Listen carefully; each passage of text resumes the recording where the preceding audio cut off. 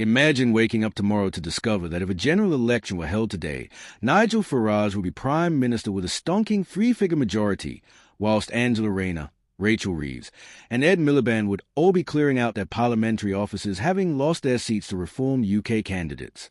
Not a narrow victory. Not a hung parliament requiring coalition negotiations.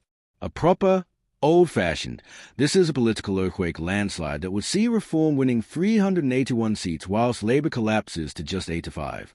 85. That's fewer MPs than Labour had during their darkest days in the 1930s. This isn't wild speculation from some fringe polling outfit. This is a mega poll of over 16,000 Britons showing that British politics is on the verge of a transformation so dramatic it would make Brexit look like a minor administrative adjustment.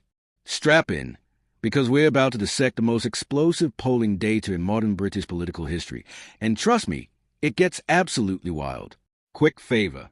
If you're loving what we're doing here at British Mirror, hit that subscribe button and smash the bell icon. Over 94% of you haven't subscribed yet. It's completely free, takes about 2 seconds, and honestly means a world to us. Cheers if you've already done it. Right, back to the show. Reform UK would win 381 seats, including Angela Rayner's, if a general election was held now, according to a new mega poll. 381 seats. Let's just pause and appreciate the sheer scale of that number. Tony Blair's legendary 1997 landslide gave Labour 418 seats, and that was considered one of the most dominant electoral victories in British history. This projection has Reform within touching distance of that historic result. Nigel Farage, the man dismissed for decades as a single-issue protest politician, the man who never won a Westminster seat until 2024, would be sitting in Downing Street commanding a parliamentary majority so large he could basically do whatever he wanted. That's not just politically significant. That's a complete realignment of British politics. The research of more than 16,000 Britons predicts that Nigel Farage's insurgent party would have a majority of 112. 16,000 Britons. That's not a standard poll of 1,000 or 2,000 people with chunky margins of error. That's a massive sample size that gives these projections serious statistical weight. An MRP poll, which stands for multi-level regression and post-stratification if you're curious, uses sophisticated modeling to project results constituency by constituency based on demographic and voting intention data. It's one of the most accurate polling methodologies available. When an MRP poll of 16,000 people shows Reform winning a majority of 112, that's not noise. That's signal. That's a genuine snapshot of where British politics stands right now. Labour would be down 326 seats to just 85, while the Conservatives would drop by 51 to 70. Let's unpack those devastating numbers. Labour won 411 seats in July 2024. They'd be reduced to 85. That's losing nearly 80% of their parliamentary presence in one election cycle. That's not a defeat. That's annihilation. That's an extinction-level event that would leave Labour smaller than at any point since before the First World War. The Conservatives, meanwhile, would drop from 121 seats to 70. So the party that governed Britain for 14 years, that won massive majorities under Boris Johnson and David Cameron, would be down to 70 MPs. That's Reform cannibalizing the Conservative vote so thoroughly that the Tories essentially cease to exist as a major political force. Constituencies Reform are tipped to win include Ms Rayner's Ashton-under-Lyne seat, Chancellor Rachel Reeves' Leeds West and Pudsey, and Energy Secretary Ed Miliband's Doncaster North. Now we're getting into the really juicy details. Angela Rayner, Deputy Prime Minister, losing Ashton-under-Lyne. That's a seat Labour has held since 1935. 90 years of Labour representation, gone. Rachel Reeves, the Chancellor, losing Leeds West and Pudsey. The person controlling the nation's finances, booted out by her own constituents. Ed Miliband, former Labour leader turned Energy Secretary, losing Doncaster North. These aren't marginal seats that occasionally flip. These are Labour strongholds, red wall constituencies that have voted Labour for generations. If Reform is winning these seats, they are not just picking off swing voters. They are demolishing Labour's traditional heartlands. Meanwhile, prominent Tories who could be ousted include former Home Secretary Suella Braverman and Shadow Housing Secretary Sir James Cleverly. Suella Braverman losing her seat. James Cleverly losing his seat. These are senior Conservative figures, experienced ministers, people who've held great offices of state, and they be casualties of Reform's surge. That tells you Reform isn't just taking Labour seats. They are crushing Conservatives in their Leave-voting heartlands, the constituencies that back Brexit and expected Conservative governments to deliver it. Those voters have concluded the Tories failed, and they are turning en masse to the party that promises to actually deliver what Brexit was supposed to achieve. The SNP would take 40 seats, the Lib Dems 35, the Greens 9, while 6 would go to other parties and 5 to Plaid Cymru, according to the MRP poll. So the SNP would hold Scotland reasonably well, though down from their peak. The Lib Dems would be reduced to 35, half of what they won in 2024. The Greens would get 9, nearly doubling their representation. This paints a picture of a completely fragmented opposition facing Reform's dominance. No single party would be remotely close to challenging Reform. Labour at 85, Conservatives at 70, SNP at 40, Lib Dems at 35. Those are all decent-sized parliamentary groups in isolation, but combined they'd still be smaller than Reform's majority. Nigel Farage would have more backbenchers than the entire opposition combined. More in Common UK director Luke Tawale delivered the analysis with admirably clinical precision. He said Reform continues to hold pole position in our MRP. Based on polling since the budget, it suggests that in an election tomorrow Reform could hope to secure a substantial three-figure majority. Substantial three-figure majority. That's not hedging or being cautious. That's stating clearly Reform would absolutely dominate.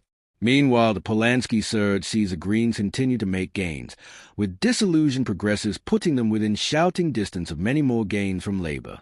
So Labour isn't just losing working-class Leave voters to Reform. They are losing middle-class progressive voters to the Greens as well. That's a political equivalent of being attacked from both flanks simultaneously whilst your defensive line collapses. That's unwinnable. Keir's got a very clear vision for making sure that people can really deal with the cost of living, that public services will get back on their feet, and is building a Britain that is tolerant, that is open, that is confident in itself, and that is really about renewal and investment in young people, as opposed to the division and the decline of the opposition. Now, that's a lovely soundbite. It ticks all the boxes. Vision, tolerance, renewal, investment. But the problem is, it sounds like exactly the kind of thing a political operative would say when they are desperately trying to spin a disaster into something manageable. Because out in the real world, at places like Ally Pally, people aren't buying it. And here's the thing about these darts chants. They're not organized political protests. There's no campaign group behind this.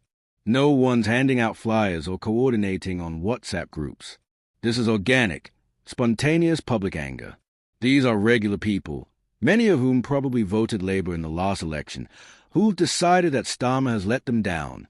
And they're expressing that frustration in the most British way possible, by taking the piss out of him at a sporting event. It's the modern equivalent of being pelted with rotten vegetables in the town square. And for Starmer, that should be terrifying. Because if you've lost the darts crowd, you've lost Middle England. You've lost the working-class voters Labour desperately needs to hold on to. You've lost the people who gave you a massive parliamentary majority and expected you to deliver real, tangible change. There's also something deeply symbolic about this happening at the darts. Darts isn't football. It's not rugby. It's not a sport associated with hooliganism or political extremism. It's darts. It's one of the most accessible, inclusive, working-class sports in Britain. It's a sport where everyone's welcome, where the crowd is as much a part of the spectacle as the players, where the atmosphere is all about having a good time. And if that crowd is turning on you, if they are using their platform to collectively express their disdain, then you're not just unpopular with a fringe group. You're unpopular with the mainstream. Now, let's talk about the rumors swirling around Westminster, because this isn't happening in a vacuum. There are whispers, increasingly loud whispers, of in-party insurrection. Labour MPs are reportedly growing restless. Some are concerned that Starmer's achievements aren't cutting through to the public. Others are worried that the party is repeating the mistakes of previous Labour governments, focusing too much on messaging and not enough on material improvements to people's lives. There's a sense, rightly or wrongly, that Starmer is all style and no substance. That is brilliant at looking prime ministerial, but less brilliant at actually governing. And when your own MPs are starting to question your leadership, when backbenchers are grumbling to journalists about the direction of the party, that's when a prime minister's position becomes genuinely precarious. The comparison to Boris Johnson is particularly telling. Johnson was forced out not because he lost a general election, but because his own party turned on him. His approval ratings tanked. His MPs decided he was an electoral liability, and he was gone. Now, Starmer's in a slightly different position because Labour has a huge parliamentary majority. He's not at immediate risk of losing a vote of no confidence. But politically, the trajectory is worrying.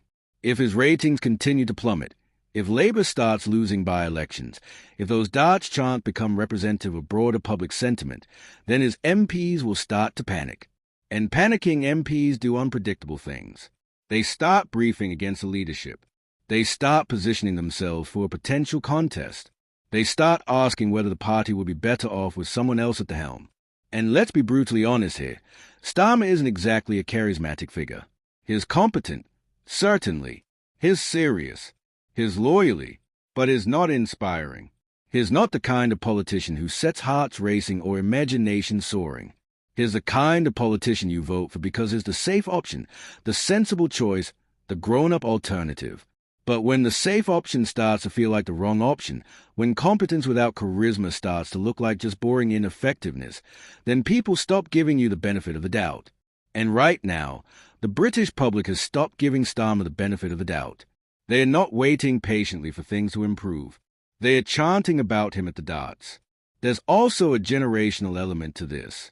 Starmer came to power promising change, promising to fix the mess left by years of Conservative government.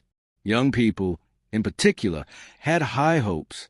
They wanted action on climate change, on housing, on job security. They wanted a government that actually gave a damn about their future. And so far, they're not seeing it. The promised changes haven't materialized. The cost of living is still crushing. Opportunities still feel limited. And that disillusionment is dangerous because young voters are the ones who can swing elections. They are the ones who can energize campaigns or stay home and doom them. And if they've decided Starmer's just another disappointing politician, then Labour's in serious trouble. But perhaps the most damning thing about these darts chants is what they represent, a complete breakdown in the relationship between the government and the governed. People are supposed to respect their leaders, even if they disagree with them.